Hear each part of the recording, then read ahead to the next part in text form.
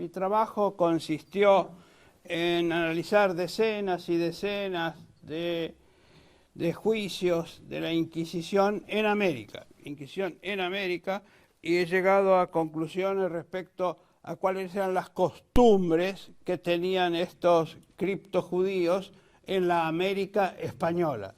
Vamos a ver números, vamos a ver las características, y vamos a ver que en alguna medida a estos criptojudíos de América se parecen mucho a nosotros, los judíos actuales, los judíos laicos actuales. Vamos a ver por qué. Entonces, empezamos, Neisis, ¿sí? Empezamos. Vamos a hacer primero una introducción para que sepamos de qué estamos hablando, ¿sí? Adelante, es una introducción. En 1492 los judíos son expulsados de Castilla y Aragón y sus dominios, ¿sí? Que en ese momento se estaba por descubrir América y como tal América quedó incluida en esa expulsión. Los más integrados de esos judíos tomaron el camino del destierro, ¿sí? Una gran cantidad pasó a Portugal, se habla de 35.000, quizá sobre una población de 1 millón de habitantes, es un montón.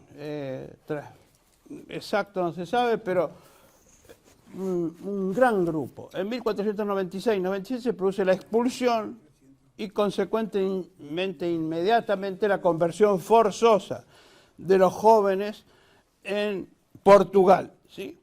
Entonces, a partir de ese momento no hay más judíos como tal en la península ibérica. Hasta ahí estamos, ¿sí? Pero ocurre que por presiones de los judíos, de ese momento los conversos, recién en 1536, 40 años después de la expulsión y conversión forzosa, se crea la Inquisición en Portugal. Es decir, hubo 40 años de relativa libertad. 40 años de libertad donde pudieron vivir en las formas como cristianos y en lo profundo como judíos, ¿sí? Eso se expulsa antes. No, estamos hablando, fueron expulsados en 1496. Ya no hay judíos ahí. Después de 1496 no hay judíos, pero sí estos conversos pueden mantener las costumbres judías hasta 1536 que empieza la Inquisición, ¿sí? Entonces, la mayoría de los conversos que llegan ilegalmente, o porque no se podía llegar legalmente a América, son portugueses. Se los va a llamar portugueses porque provienen de Portugal. Muchos de ellos eran españoles, pero ya con 2 o 3 generaciones se los considera portugueses. Adelante. ¿Hasta ahí está entendido? Una curiosidad al margen. Nathan Bachtel, en un libro de 2005, considera que fueron los sefaradíes en el siglo XVII los que crearon la primera red mundial. La primera globalización de la historia fue en el siglo XVII y fueron los sefaradíes que consiguieron con unir todos los continentes en relaciones comerciales. Es un comentario colateral. Adelante. Entonces ya estamos en la Inquisición en América, ¿sí? Antes de la creación de la Inquisición, los obispos tenían jurisdicción en materia de delitos de fe, ¿sí? Antes de la creación de la Inquisición. La Inquisición se crea en 1569-70 en Lima y México, y después se le agrega la Inquisición de Cartagena, con lo cual todas las colonias españolas estaban bajo la jurisdicción de la Inquisición. Muchas veces se dice, Argentina no estaba no había Inquisición. No, Argentina, lo que es hoy Argentina, estaba incluida dentro de la Inquisición de Lima en ese momento. Un famoso tucumano, ustedes lo conocen, Francisco Maldonado de Silva, fue condenado y quemado vivo en la Inquisición de Lima, un tucumano, ¿sí? Francisco Maldonado de Silva. Bueno, seguimos. Bueno, ¿cuántos pasaron por la Inquisición de toda América? ¿Sí? Hubo 683 sentencias, de las cuales 17% fueron mujeres, la mayoría en México, ¿sí? De los cuales fueron relajados en términos de inquisiciones, quemados, 54 personas, ¿sí?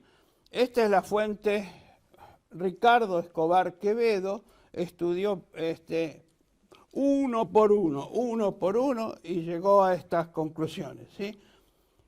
Lo que no significa que hubo nada más que 683 personas que fueron judaizantes. 683 personas pasaron por la Inquisición. Ahora van a ver un dato curiosísimo. Vamos a ver qué dice el ADN. 2018. ADN 2018. En la revista Science hicieron un estudio de 6.500 personas en Brasil, Chile, Colombia, México y Perú, ¿sí? ¿Y qué conclusión llegaron? Increíble. Yo no lo creo. No puedo llegar a creerlo.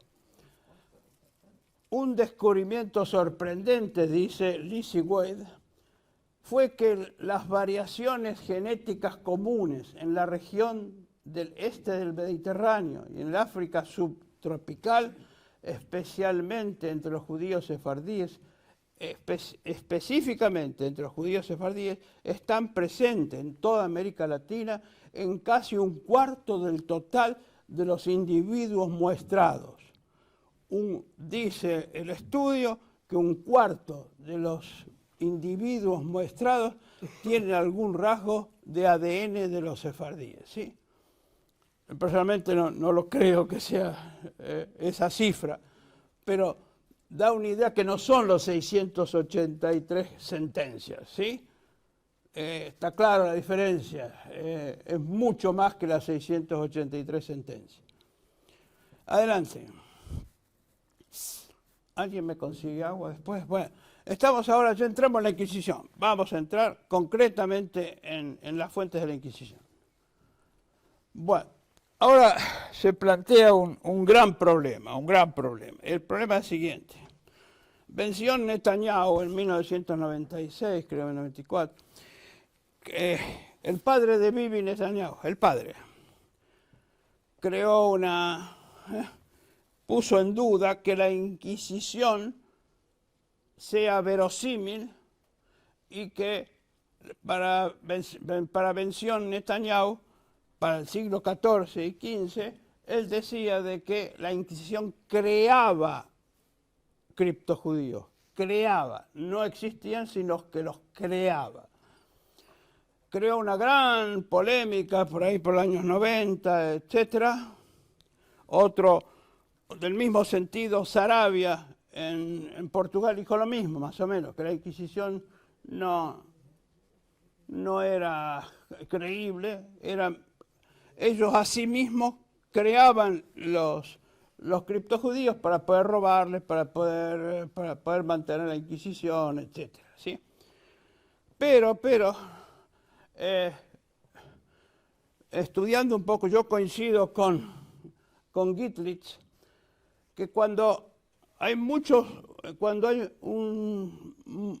mayor sea el número de testigos de un caso, ¿sí? Cuando el grado de independencia del tribunal sea grande, cuando sea específica la denuncia, no genérica, cuando sean más sustanciales y específicos los detalles que corroboran el hecho, la Inquisición es verosímil, porque no puede ser que una persona en México diga que cuida el Shabbat de tal forma y que otro en Lima diga lo mismo. Y el otro es decir, cuando se dan una serie de condiciones, se han dado casos similares en amplias zonas y por largos periodos lo que lo hace verosímil, ¿sí? Razonablemente verosímil, ¿sí? Si no partimos de esta premisa, no podemos seguir, porque estamos hablando de las costumbres. Sí. Bueno, seguimos entonces. El afamado historiador Jaime Abni, maestro de todos, maestro también de Margalit, dice que estos eran individuos mudos, porque ellos no pudieron, estos criptojudíos de América no pudieron escribir su propia historia, la historia la escribieron bueno, los que los juzgaron, ¿sí? Bueno. Sí. Bueno, entonces estamos hablando ahora ya de 1 siglo y medio después de la expulsión. 1 siglo y medio después de la expulsión. Los criptojudíos de América vivían temerosos de ser apresados por la Inquisición. No había rabinos, no había maestros, no había textos litúrgicos, no había calendario, no había sinagoga, no había contacto con las comunidades judías europeas. Salvo en México, hubo unos cuantos casos en México que habían nacido en comunidades judías europeas y en este caso ellos sí tenían costumbres judías muy parecidas a las actuales. Fíjense lo que es el edificio de la Inquisición de México, siglo XVIII, sí, es una institución. Ahora actualmente es facultad de medicina, pero la importancia de los edificios de la Inquisición en América da idea de la importancia que tuvo como la institución más importante de control social de la América colonial. Adelante. ¿Quién está llamando? ¿Alguien de la Inquisición? No. Bueno. Ahora vamos a ver cuáles son las costumbres que los criptojudíos confirmaron, es decir, tuvieron que adaptarse, ellos no podían hacer costumbres que tuvieran elementos exteriores, ¿no? Hacer un azúcar, era imposible, quedaba a la vista de todos, ¿sí? Entonces, no hay registros de la festividad de Shavuot, ni la de Sukkot, ni la de Rosh Hashanah, ni Hanukkah. ¿Quién tiene el celular prendido? No, el mío no. No, ¿quién? Bueno. Seguramente está llamando a algún miembro del tribunal. Javier Milei. Bueno, esto es distinto, por supuesto, es distinto a los que venían de comunidades europeas, los que ya habían nacido en comunidades europeas. Pero bueno, entonces, ¿cuáles son las 5 festividades, 5, que sí se repiten en la América colonial, ¿sí? Purim, que en este caso es reemplazado, no lo llaman Purim, lo llaman los días de ayuno de Esther, pero por 3 días, ayuno de Esther. Pesaj es conocido como la Pascua del Cordero, y Yom Kippur es el día grande, ¿sí? Y también tenían ellos muy habitual ayuno, ¿sí? Repito, 4 festividades que mantenían con otros nombres. El Purim, que era los 3 días de ayuno de Esther, Pesaj, Pascua del Cordero, Yom Kippur, que era el día grande, y se incorporaban ayunos muy habituales. Adelante.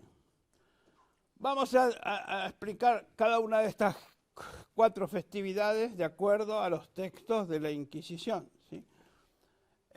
Al no tener calendario, el día grande, o sea, Yom Kippur, algunos lo celebran el 10 de luna de septiembre o directamente el 10 de septiembre. Recuerdan que septiembre es el mes séptimo para el calendario romano, ¿sí?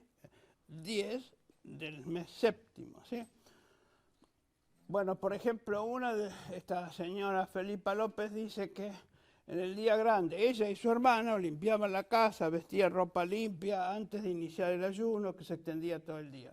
En varios relatos se habla del lavado de manos, ¿sí? En otros relatos se trata que entre la gente unas y otras se pedían perdón. Eso es un claro ejemplo del Yom Kippur. Y como en una opinión de uno de los criptojudíos, en la ley de Moisés a los gatos y los perros hacían ayunar aquel día, ¿sí? Todo el mundo ayunaba. Adelante. La Pascua del Cordero. ¿Cuándo festejarla? Si no tenés calendario, ¿cómo saber cuándo es el Pesaj? ¿Sí? Bueno, acá esta gente lo festejaba 3 días antes de la Pascua de Resurrección de los cristianos, que muchas veces es coincidente, ¿sí? Muchas veces es coincidente. Otra lo festejaba el 1 de abril, ¿sí? Y celebraban durante 9 días, ¿sí? Adelante. Este es el caso más significativo de todos, ¿sí?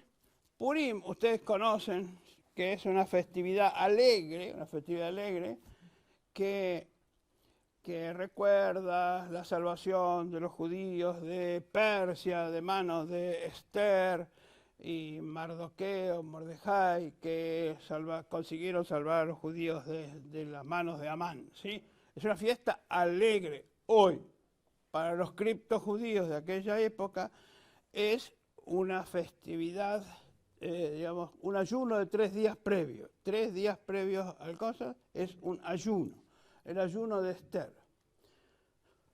Bueno, entonces, veían a la reina Esther como una gran salvadora, porque ella no se había dado a entender que era judía cuando se presentó al rey. Y ella fue muy valiente de acusar a Amán en aquella oportunidad. Entonces, se sentían muy cercanos a la festividad del ayuno de Esther. Ahora vamos a ver por qué son 3 días. Adelante. En el libro de la Biblia que ellos tenían, en el libro de Esther, dice en el capítulo 4, párrafo 16, que no comáis ni bebéis durante 3 días y 3 noches. Es decir, tomaban literalmente, porque no tenían otra fuente, el texto bíblico, ¿sí? Y bueno, la valentía que era esa Esther, que era capaz de denunciar a Amán, eso les traía entusiasmo a esta gente. Adelante. Bueno, circuncisión. Era obvio que muchos criptojudíos no podían hacerlo porque era un símbolo de... Y la kashrut, bueno, por lo menos evitaban comer pescado sin escamas, rechazaban la carne de puerco. Hay una crónica en México de que usaban cuchillo afilado, bueno, etc. Algunas de las normas del kashrut se cumplían. Además, esto es una gran diversidad, no es que todos hacían lo mismo. Adelante. Lo que le da más verisimilitud, si todos hubieran sido exactamente iguales, suena a que es creado por la Inquisición, ¿no? Bueno, el Shabbat. Se cubrían algunos de los ritos, encendido de vela, cambio de ropa, elaboración de comida durante el viernes y algún tipo de descanso. Y aquí hay una anécdota lamentablemente muy trágica. Este señor Antonio Cordero, del año 1600 y pico, él regenteaba un negocio en Lima, ¿sí? Y se negó a vender a un cliente por ser Shabbat. Él no quiso venderle nada, le insistieron, no le vendió.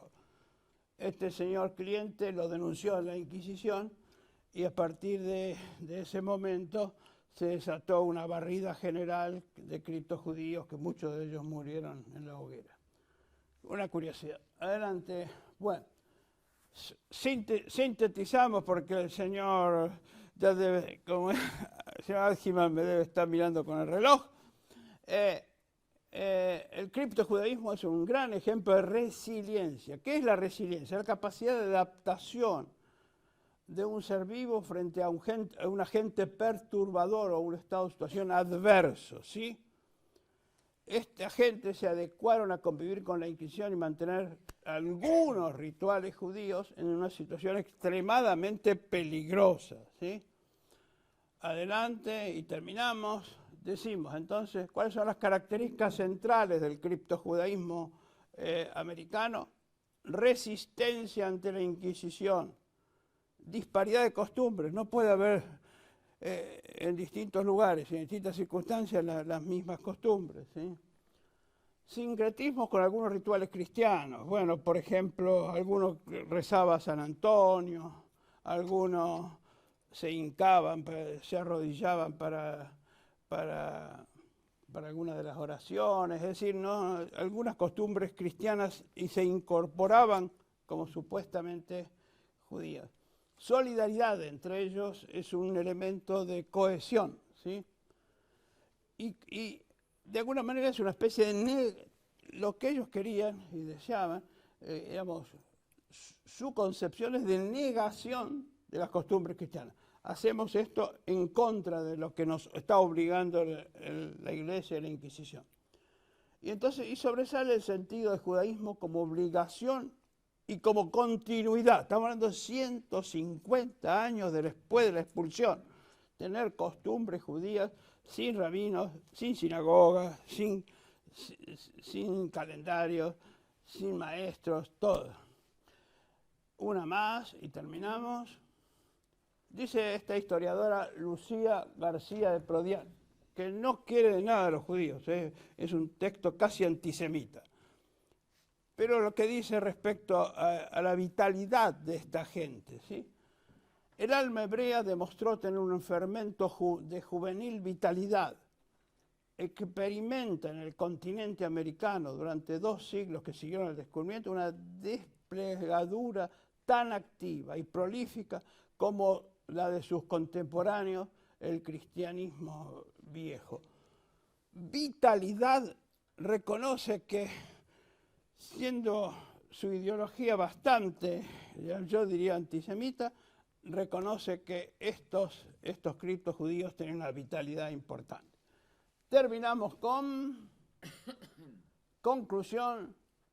Los materiales de la Inquisición informan sobre las características que consideró peculiares del criptojudaísmo americano. Muchas gracias.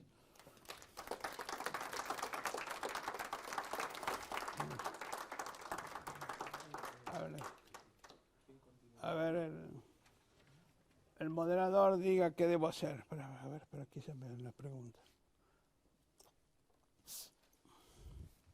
Bueno, en primer lugar, preguntarle a los presentes si alguno quiere preguntar, opinar o dar alguna opinión sobre lo que aquí expresó el doctor Cohen. Bueno, son muchos, por ahí atrás. Fuerte, ¿eh? Oh, dale micrófono. Da. ¿En qué año terminó la Inquisición en América? No se te escucha, perdona. ¿En qué año terminó la Inquisición y cómo fue la transición? De vuelta, todo. ¿En qué año terminó la Inquisición en América y cómo fue la transición post-Inquisición?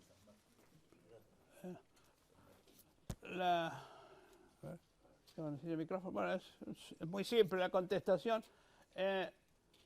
La Inquisición terminó en 1813, en la Asamblea del año 13 de la Argentina, que terminó, y en 1820-21 en el caso de México y de Lima. ¿Sí? En el caso, lo interesante es que en la Inquisición de México, había una sola celda y era de un criptojudío. Ese quedó liberado. ¿Va? Y después, bueno, en el caso de Lima fueron destruidos los elementos de tortura de la Inquisición, etcétera, digamos. pero a partir de ese momento desapareció la Inquisición en América. En 1536, pero en 1836 recién se cierra definitivamente la Inquisición en España.